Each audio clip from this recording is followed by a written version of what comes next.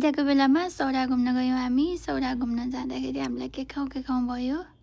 अनि यहाँको स्पेसल के छ त भनेर हामीले एउटा चटपट बनाउँदै गरेको दाइलाई सोद्धा दही बडा खानुस् न मिठो हुन्छ भन्नुभयो। अनि हामीले हुन्छ त भनेर दही बडा बनाउन भन्यौँ। दाइले दही बडा बनाउँदा सुरुमा अब चटपटमै बनाउनु जस्तो चिसो चटपटमा बनाउनु जस्तो मसला हाल्नुभयो। अनि त्यो माथि दही हाल्नुहुन्छ। त्यहाँ कति धेरै क्राउड थियो, कति धेरै मान्छेहरू आउनुभएको थियो। हामी पनि त्यो कुरिरहेका थियौँ कति बेला बन्छ भनेर।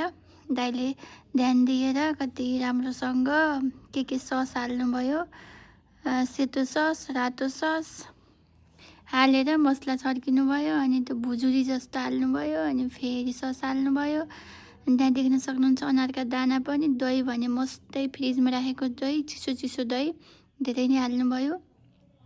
अनि यो गुलियो बनाउनका लागि सस हाल्नुभयो। माथि भुजिया, खुर्सानी, गेडागुडीले सजाउनु भयो।